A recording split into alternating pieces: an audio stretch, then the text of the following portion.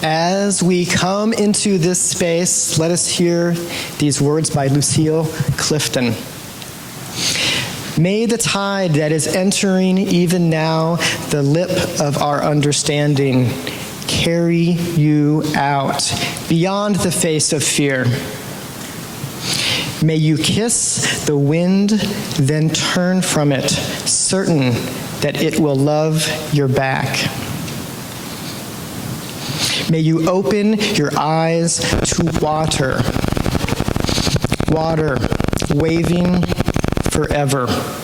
And may you, in your innocence, sail through this to that. Welcome to our celebration of life and water. This morning, Siobhan will light the chalice, symbol of our faith. I will read these words from the pen of our own minister, Reverend Kent. We are connected to the beauty of the green-blue earth. We are connected to the luminous moon floating amongst billions of stars. We are connected to the mystery of every moving waters. We are connected to the compassion and passion of human hearts. Remember, the forecasts were for Hurricane Dorian to crush into Florida. Many folks in the South Florida region dropped everything they were doing, rushed around, trying to get prepared. John Murphy of Palm Beach, who has lived through two very tough hurricanes. He knows how painful they can be, both during the hurricane and after.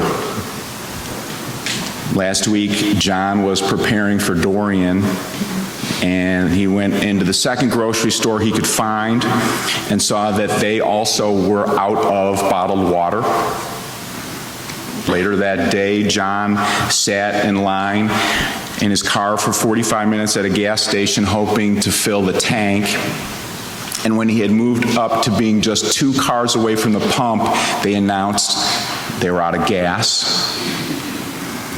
John just felt his blood pressure rise. He felt the stress in his body. And he went home. He felt like whipping pillows at the wall or the floor.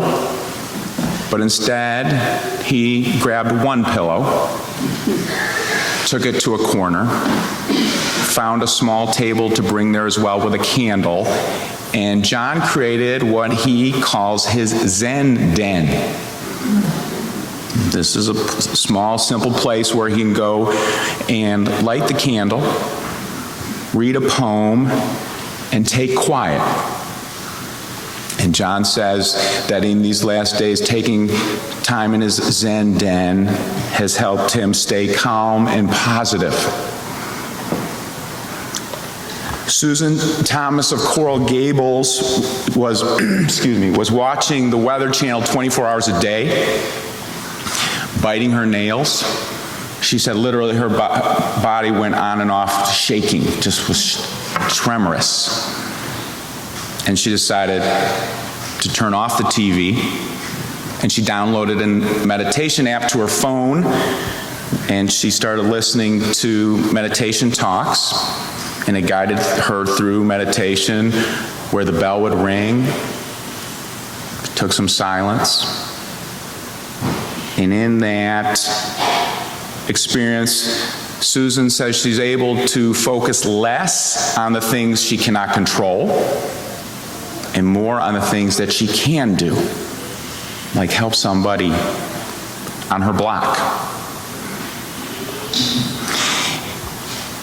Even in the face of disaster, people turn to spiritual practices to find a sense of grounding, and they're there for all of us in times of ease and times of challenge. I enjoy talking to people about their approach to spiritual practices, their experience. I like to hear people's background. I'm sure you very well may like to talk about it as well. most people I talk to agree that it's a good thing. They see the value for others and for themselves, but I hear some common sticking points that hold people up in their struggles of doing the spiritual practices. One sticking point is folks say that spiritual practices can feel too selfish. You have others that need you, your children, or a sibling who's struggling, or your job, and you just can't justify making the time for yourself. Or many folks I know focus on the unfairness and suffering and injustices in the world, the systematic oppressions that are real and tenacious, and think it feels self-indulgent to go off of my justice work to just sit in quiet by myself, let alone go to a yoga class. And we know from experience that when we engage in spiritual practices, we become more effective in caring for others and working to help them, working to make the world a better place. We become more effective agents. If that alone needs to be your reason to do them, grab it. Personally, I've struggled a lot with this, and I want the kids to hear this. I grew up Unitarian Universalist from diapers in a church that was very dedicated to social justice. There's a Third Unitarian in Chicago, has a gorgeous tile mosaics in the back. Harriet Tubman, Dr. King, Gandhi, Jesus. And around me, when I was growing up as a child, I had a lot of people who I looked up to who were dedicated to social justice their whole lives. And by the time I was a teen, I was committed too. I said, I am going to be a person who dedicates myself day in and day out to working for justice. Imperfect and as many mistakes as I make, but I'm going to be dedicated. And a lot because of this faith I have been. But then I hit a lot of sticking points. First of all, I developed an unhealthy relationship with alcohol that took me off my life, and I got very sad and depressed, actually. And I realized I did not know how to do things that made myself happy, let alone feel peace. So I realized through pain that it's a both and I have to learn how to take care of me. So spiritual practices has been a big part of my way back. Prayer, meditation, writing in a journal. And it's really, really important. Dr. King put it in a way that I think is really helpful for us to think about. Anger can be toxic. It does no good for the individual to hold on to that anger, even when the anger is absolutely justified. Because many times there are absolutely justified feelings of intense anger. But letting go of that and finding a way to get into love is a better way to go, including for making the world a better place. Spiritual practices can help us let go of the anger and create space for curiosity and grace. Spiritual practices can help us to recenter and rebuild ourselves and to be a part of recentering and rebuilding our communities. On Thursday, I was thrilled to attend with people from all around the region a workshop run by our interfaith justice organization, POWER, Pennsylvanians Organizing for Witness and Empowerment. And one of the activities we did on that day was engage in one-on-one conversations, asking each other, what's important in your community? How do you think POWER's doing? And I invite you to participate. This is going to be a multi-week, multi-month process in the whole region, including in our church, which is a member. But in those conversations, I was really touched because one of the priorities we held up was that the person asking the questions is committed to seeing the other person and hearing the other person and honoring the other person. The goal is for the person sharing about what's important to them to feel seen, feel heard, and to feel honored. So I think that is a wonderful way to focus for me and maybe for you as well. See, hear, and honor. Whether you're walking in the woods or painting with watercolors or reading poetry, if I see what's happening, hear it, and honor it, it can transform me. People who engage in spiritual practices in the middle of a natural disaster, including John and Susan, can respond to what's happening in front of them with life-changing and life-saving compassion. When they're in that spiritual practice, they have the compassion to do ever more in the moment. And during a wide variety of experiences, we can all increase our sense of peace and well-being. We can increase our compassion capacities, and we can take time and connect ever more deeply and magically with the miracle of life and divine. Good morning. Good morning. My name is Sharon Mafuru, and I'm honored today to talk about my mindfulness practice. I dove into Vipassana, or insight meditation, in 2012. My path of entry included Springboard Sangha on Carpenter Lane and the meditation group here at USG.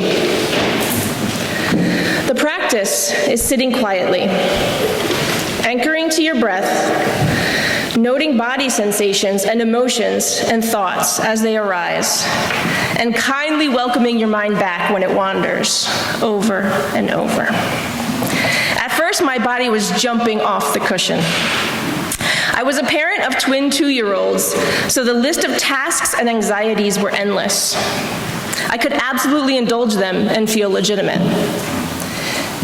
I know you are out there thinking, I cannot possibly sit quietly for 20 to 45 minutes. My mind is way too active for that. I know you. I am you. We are the ones that need it most. I started realizing the stories in which I was stuck. My main song that caused suffering, that was on repeat, was that I am not loved and I do not belong. This manifested in all areas of my life. My family of origin, work, neighborhood, relationships, everywhere. Because I was caught in this story, I found proof of it everywhere. Once I had some space, over time, I realized it was completely false. I am loved and appreciated and accepted in many places. I just could not see it. This community, USG, you, helped me see this time and time again. Now, with years of practice, I like to think I am past this story. I do get on that train from time to time, but thankfully, I do not stay long. The first noble truth in the Buddhist tradition is that in life, there is suffering. We all know that well, living in a fractured world in a body that breaks down. The second noble truth is that our response to the suffering can cause more suffering. If we are trying to cling to what is pleasing and get away from what is unpleasant, wow, it's fertile ground for suffering. I learned this lesson in an embodied way when I realized that loneliness is a frequent visitor for me. I spent many years filling up my schedule in order to avoid this feeling. That was exhausting. When I started sitting, I began to connect to my body, and I noticed that loneliness entered my body as a deep, dark valley in my chest. It seemed bottomless. I was scared to go there, so I just kept planning things to avoid it. I realized I was doing an aversion dance with this loneliness and decided to take a walk in the valley one day. It turned out there was a floor, and I could explore in there and see what it felt like. With skillful teachers and friends sitting near me, I could poke around in that place and feel safe. Over time, I began to realize when loneliness was visiting. I also knew she was a temporary visitor, that she would go away. I live with the intention to not move faster than I can feel. Even with the unpleasant emotions, I need to move only as fast as I can feel them. My parenting, justice work, and connection with others are all deeply impacted by my practice. We cannot give what we do not have. As a parent, if I'm swimming in anxiety and worry and fear, when I am squeezed, that's what comes out. If I have space from those emotions, I have space for my children or whoever is in front of me. I actually have the bandwidth to see the other and explore with curiosity what is happening and respond with compassion and love. I can see the magic in my 8-year-old boys, David and Lusato, as we read stories in the hammock.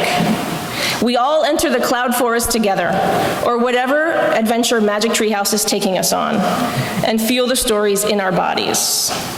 It is a gift to fully show up in those moments. We are so fortunate to be here at USG, where mindfulness opportunities are everywhere. Deborah Cooper's class, Finding Your Way Home, starts today. Esther's retreat is September 21st. Sullivan Chapel upstairs is open every Sunday before service, and I'm there twice a month to lead the first 2 Sundays. May you be well. May you be healthy. May you live with ease. And if you so desire, may you explore a mindfulness practice one day soon. What do I define as the spiritual? That, let me know if I'm not talking loud enough, somebody out there. Okay, you can, okay. What do I define as the spiritual? That which touches me and makes the moment transcendent, taking me out of myself and connecting to something greater in the universe. For me, spirituality can be found in listening to a beautiful soprano voice singing the hymn, "This Is My Song," a hymn which moves me to tears. It can be found in reading poetry, even the simple poem by Robert Frost. The old dog barks backward without getting up. I remember when he was a pup. With poetry, one has to work a little to understand. And for me, that feeling of, I understand, is a component of spirituality. The work that it takes to attempt to understand the other animals, the ones with fur or feathers, began when I was a child. My dad was a Pennsylvania state game protector, and so I grew up around animals. We lived in a rural area of Pennsylvania. Our town had only 500 people and was surrounded by farmlands and forest.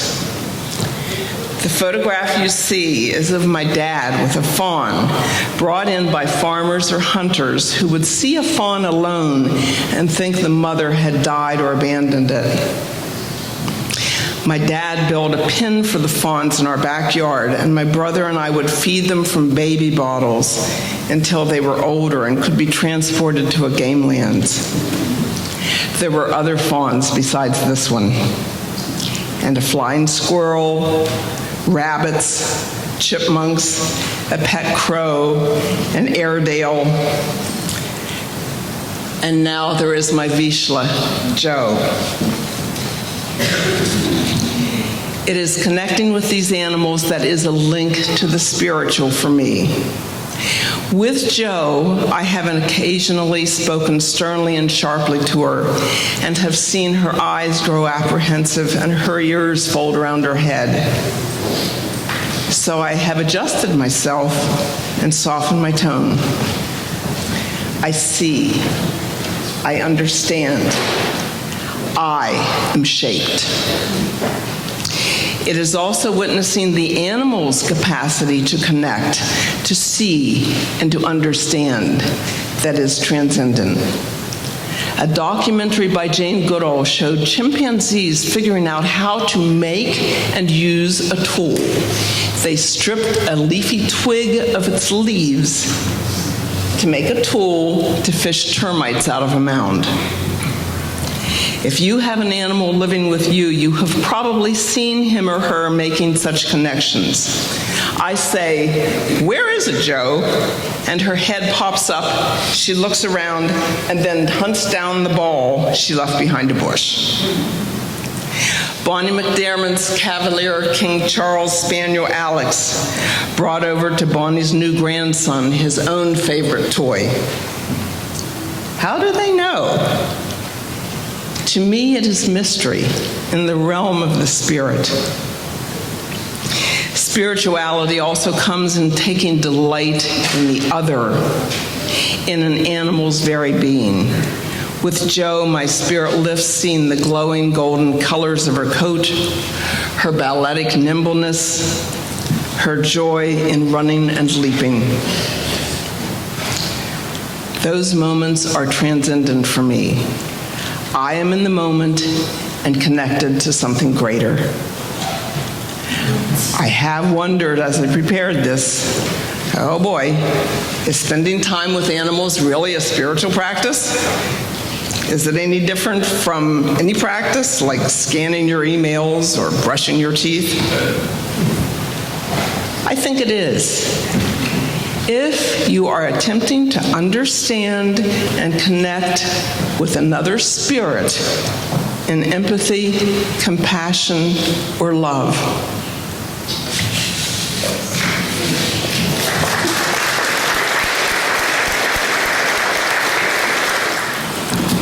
As we do each year, we invite you to bring water that you've gathered from your most inspiring summer sources, some far away, some as close as my community garden in Germantown.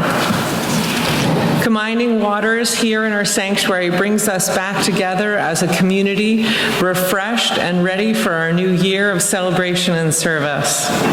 If you've brought water today, please come forward to share it by pouring it into our bowl. If you didn't remember to bring your water or spilt it somewhere along the way, please feel free to contribute symbolically from the pitchers we have at the front. This year, as you bring your water forward, we will not be asking you to announce where your waters have traveled from, but instead would like you to share with the person or people near you in your pew why you first came to the Unitarian Society of Germantown and what keeps you coming back. So please come up from the outside and then return to your pews down the middle. All right, let's pour.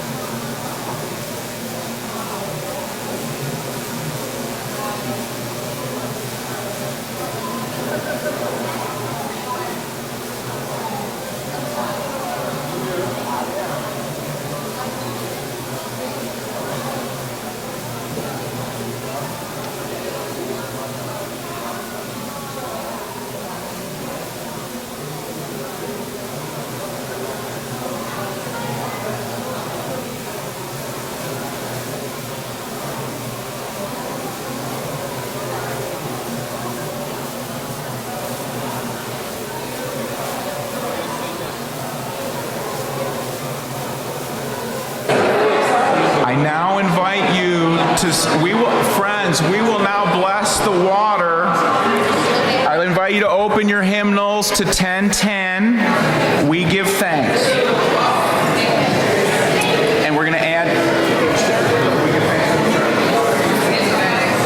Okay, 10:10. Please stand as you are able.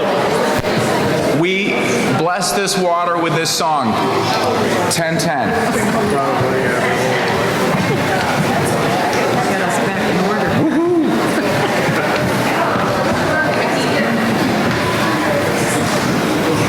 And we'll add water as a special line.